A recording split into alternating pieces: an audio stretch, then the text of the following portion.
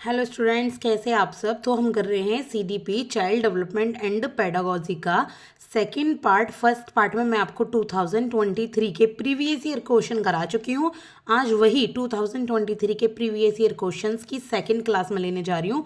1 to 15 तक मैंने previous video में आपको अपलोड कर दी है क्लास, आप देख सकते हैं। आज हम करेंगे 16 से लेके 30 तक और सीडीपी का 2023 का पेपर हम यहाँ कर लेंगे सॉल्व। तो चलिए स्टार्ट करते हैं। तो 16 क्वेश्चन है, which one of the following is not a key feature of child centred learning approach. कि जो चाइल्ड सेंटर्ड लर्निंग अप्रोच है तो इसमें से कौन सा उसका की फीचर नहीं है, यानी कि चाइल्ड सेंटर्ड लर्निंग अप्रोच नहीं है और उसका जो फीचर नहीं है। चाइल्ड सेंटर्ड लर्निंग क्या होती है? जो बच्चे के अकॉर्डिंग लर्निंग कराई जाती है, बच्चा कैसा है, ना कि टीचर अपने अकॉर्डिंग लर्निंग कराता। तो इसका आंसर हो जाता है आपका सिंगल लर्निंग पाथवे। देखिए, पढ़ के ही पता लग रहा है कि सिर्फ सिंगल लर्निंग है, यानी कि एक ही इंसान सीख रहा है, ना तो इसमें टीचर कोई योगदान दे रहा, ना स्टूडेंट का कोई योगदान है। सिंगल लर्निंग, एक ही रास्ता है सीखने का, कोई डाइवर्जेंट लर्निंग नहीं है। तो ये हो जाएगा कि ये इसका की फीचर नहीं है। बाकी सब हैं, क्यों है एक बार आप पढ़िए, आपको खुद ही कम पता लग जाएगा। इसके बाद है 17, that is according to Bandura की थ्योरी है, which is not the interrelated process of observational learning. कि इनमें से कौन सी, देखिए आप एक चीज़ नोटिस कर रहे हैं, नहीं के नॉट के सबसे ज़्यादा क्वेश्चन आए, यानी कि आपको 3 के बारे में पता होना चाहिए। कितनी डिटेल में आपको पढ़ाई करनी है आप ये समझने की कोशिश कीजिए। तो एक के बारे में आपको यहाँ नहीं जो एक नहीं है तो उसका आंसर आपको यहाँ देना है। तो नहीं के नॉट के सबसे ज़्यादा क्वेश्चन है कि ऑब्जर्वेशन लर्निंग की जो प्रोसेस होती है उससे कौन सी इंटर रिलेटेड नहीं है, कौन सी प्रोसेस। तो ये हो जाती है आपकी कॉम्बिनेशनल प्रोसेस, अटेंशनल, रिटेंशनल और मोटिवेशनल।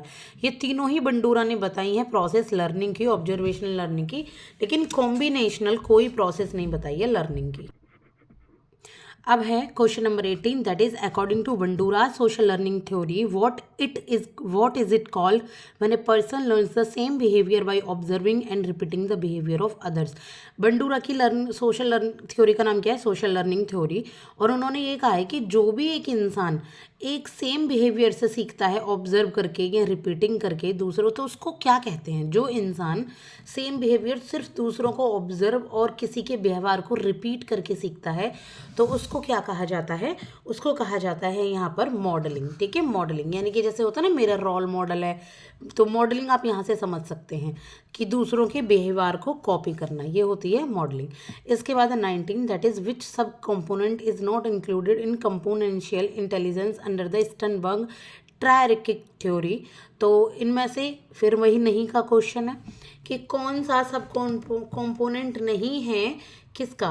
कंपोनेंशियल इंटेलिजेंस का, जो कि दी है स्टर्नबर्ग ने कौन सी थ्योरी दी है? ट्रायर्किक थ्योरी दी है, ट्रायर्किक थ्योरी। और कौन सा कंपोनेंशियल इंटेलिजेंस नहीं है इसमें से?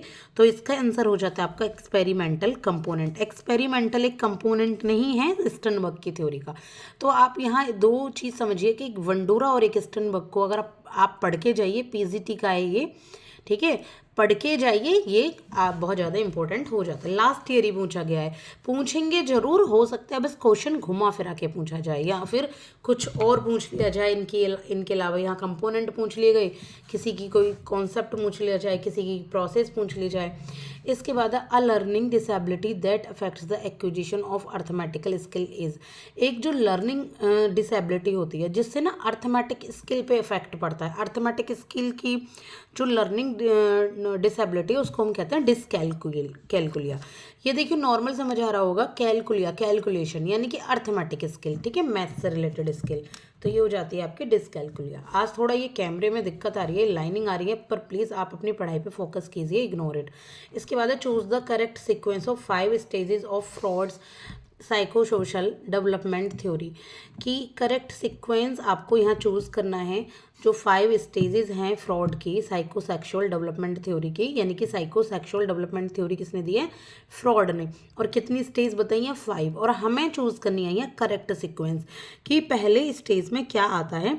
तो पहली जो स्टेज है फ्रॉड की वो आती है ओरल स्टेज, ठीक है, क्या होती है? ओरल। फिर आती है एनल, फिर आती है फैलिक स्टेज और उसके बाद आती है लेटेंसी और फिर जेनिटल। तो आपका आंसर हो जाता है यहाँ से। तो याद रखिएगा, पहला ओरल आएगा, दूसरा एनल आएगा।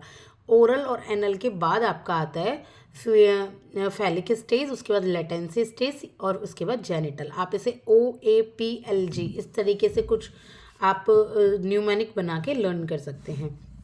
इसके बाद है according to Pavlov classical conditioning theory of learning which temporal sequence presentation of natural and conditioned stimuli will most affect learning.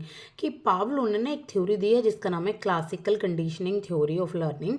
तो कौन सा ऐसा टेम्पोरल सीक्वेंस प्रेजेंटेशन है जो कि नेचुरल और कंडीशनड जो स्टिमुली होते हैं वो सबसे ज़्यादा लर्निंग को अफेक्ट करते हैं? कौन सा ऐसा कंपोनेंट है जो सबसे ज़्यादा लर्निंग को अफेक्ट करता है? तो वो है डिले। डिले होती है वैसे देर करना, डिले, तो ये सबसे ज़्यादा लर्निंग को अफेक्ट करता है। ठीक है, अगर जैसे पावलो ने क्लासिकल कंडीशनिंग दी थी ना थ्योरी, जिसमें थोड़ी देर कर दी जाती है, तो उससे क्या इफेक्ट पड़ता है लर्निंग पर, तो यही है ये। इसके बाद है 23 in which stage of Piaget's cognitive development theory does the ability of abstract thinking and generalisation develop. कि पियाजे की कौन सी, पियाजे ने एक थ्योरी दी है कॉग्निटिव डेवलपमेंट की थ्योरी, उसमें कौन सी ऐसी स्टेज है जहाँ पे जो बच्चा है वो एब्स्ट्रैक्ट सोचने लगता है, अमूर्त रूप से सोचने लगता है और जनरलाइजेशन भी करने लगता है चीज़ों का। तो वो जो स्टेज है आपकी वो है फॉर्मल ऑपरेशन। यानी कि आपका कौन से साल में बच्चा आ जाएगा यहाँ पर, आप सेंसरी मोटर में 0 to 2 ईयर्स का बच्चा आता है, प्री ऑपरेशनल में 2 to यहाँ पे 4 ईयर्स का बच्चा आता है, और इसमें 4 to 7 और यहाँ पे 7 to 11 ईयर्स का बच्चा आता है। तो ये हो जाती है आपकी फॉर्मल ऑपरेशनल थ्योरी। माफ़ी चाहूँगी, इसमें सेंसरी मोटर में 0 to 2 ईयर्स का है, और यहाँ पर ये आपका बच्चा 2 to 7 नहीं, 2 to 4 नहीं, 2 to 7 ईयर्स का है। थोड़ी कन्फ्यूजन होगी, 2 to 7 का है, और यहाँ पे 7 to यहाँ पे 11 ईयर्स या 12 ईयर्स तक का बच्चा आता है, और फॉर्मल में आपका 12 ईयर्स से ऊपर के बच्चे आते हैं। ठीक है, तो ये हो जाती है आपकी, तो ये किस में एब्स्ट्रैक्ट थिंकिंग आ जाती है बच्चे में, फॉर्मल ऑपरेशनल में। इसके बाद है 24 that is which of the following educational arrangement should not be made for talented students. कि इनमें से कौन सा एजुकेशनल अरेंजमेंट वो टैलेंटेड स्टूडेंट्स के लिए नहीं बना होना चाहिए? तो वो है रिमेडियल टीचिंग। जो टैलेंटेड स्टूडेंट्स होते हैं उनको ये अरेंजमेंट करने की ज़रूरत ही नहीं होती कि टीचिंग को रिमेडियल टीचिंग मतलब उनको कोई प्रॉब्लम है और उसको दूर करने की टीचिंग की जाए, क्योंकि उनको प्रॉब्लम आएगी नहीं, बल्कि उनको तो अपॉर्चुनिटी मिलनी चाहिए कि इंडिपेंडेंटली कुछ काम करें, एनरिचमेंट प्रोग्राम मिलने चाहिए, एक्सेलरेशन मिलना चाहिए, ताकि वो अपनी ज़्यादा से ज़्यादा नॉलेज गेन भी कर पाएँ और यूज़ भी कर पाएँ। इसके बाद है which one of the following is not A principle of inclusive education. इनमें से कौन सा इंक्लूसिव एजुकेशन का एक प्रिंसिपल नहीं है? तो जो इंक्लूसिव एजुकेशन का प्रिंसिपल नहीं है that is principle of segregation. Segregation का क्या मतलब होता है? अलग कर देना। इंक्लूसिव का क्या मतलब है? सम्मिलित करना, सब लोग समान रूप से पढ़ें, कोई स्टूडेंट चाहे दिव्यांग हो, चाहे आपका नॉर्मल है, चाहे बहुत इंटेलिजेंट है, चाहे IQ लेवल कम है, लेकिन इंक्लूसिव होकर पढ़ें। किसने दिया था इंक्लूसिव एजुकेशन का जो ये दिया था NCF 2005 ने। और ये प्रिंसिपल ऑफ सेग्रीगेशन का मतलब है अलग अलग करके, तो अलग अलग करने का तो कॉन्सेप्ट इंक्लूसिव एजुकेशन में है ही नहीं, तो आंसर हो जाएगा आपका नंबर A। इसके बाद है क्वेश्चन नंबर 26, और अब हम बिल्कुल लास्ट 5th क्वेश्चन पे चल रहे हैं, जल्दी ही कंप्लीट हो जाएगा, उसके बाद मैं आपका हिंदी स्टार्ट करूंगी। तो इसमें which of the following ways does not support the teaching according to individual difference. कि इनमें से कौन सा एक ऐसा रास्ता है जो सपोर्ट नहीं करता टीचिंग को अकॉर्डिंग टू इंडिविजुअल डिफरेंस? यानी कि इंडिविजुअल अलग अलग टाइप के हैं, लेकिन उसको ये जो मेथड है वो सपोर्ट नहीं करता, तो वह लार्ज ग्रुप ऑफ स्टूडेंट्स। अगर बहुत सारे स्टूडेंट्स होंगे क्लास में कहीं पर भी, तो भाई इंडिविजुअल डिफरेंस के अकॉर्डिंग टीचिंग नहीं हो पाएगी। तो लार्ज ग्रुप ऑफ स्टूडेंट्स क्या है कि ये सपोर्ट नहीं करता इंडिविजुअल डिफरेंस के अकॉर्डिंग टीचिंग को।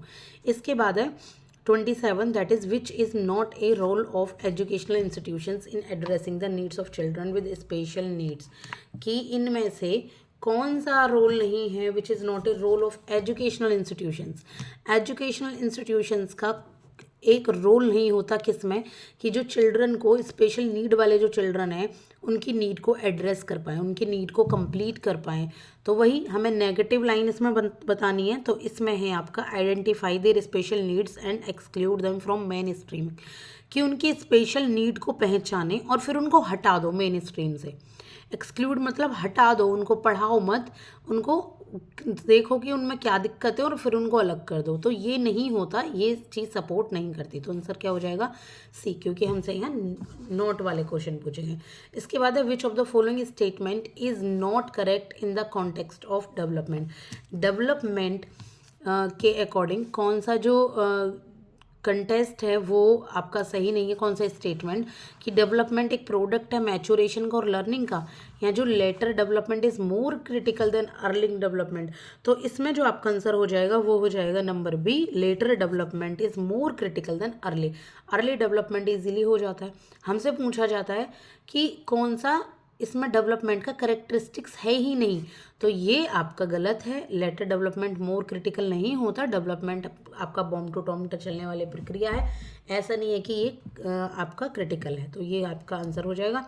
इसके बाद the 3 dimensional model of the inclusive education propounded by Home.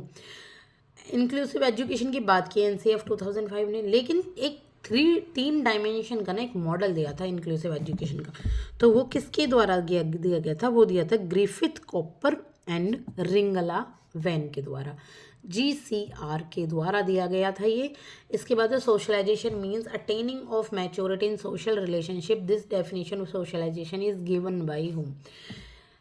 किसने कहा है कि जो सोशलाइजेशन है उसका मतलब ये है कि मैच्योरिटी हो जाती है सोशल रिलेशनशिप में, वही होती है आपकी सोशलाइजेशन। तो ये दिया है आपका हरलॉक ने। किसने? हरलॉक ने। 2023 का ये पेपर है HTET का, PGT का। TGT हो PGT हो सबके लिए हेल्पफुल है। हाँ, PRT का थोड़ा लेवल कम आता है, लेकिन फिर भी कुछ नहीं कह सकते, यही क्वेश्चन पूछे जाएँ घुमा फिरा के। तो आप किसी लेवल की तैयारी कर रहे हो तो आप ये पढ़ सकते हैं। और अब आपको समझ आ गया होगा कि जो भी दिन बचे हैं, HTET आपका हो गया है थोड़ा सा एक्सटेंड, इसकी डेट पोस्टपोन हो गया है। तो जो भी दिन बचे हैं और जो जो ये पूछे गए हैं आप प्रीवियस ईयर क्वेश्चन ही ढंग से करें तो भी हो जाएगा। बस जिसका आपको क्लियर नहीं है ना, एक बार आप उनको बुक से यूट्यूब से पढ़ लें और अपने कॉन्सेप्ट क्लियर कर लें। आप अब भी अपने 30 नंबर सिक्योर कर सकते हैं। बहुत इजी है, बहुत इंटरेस्टिंग है CDP पढ़ने में।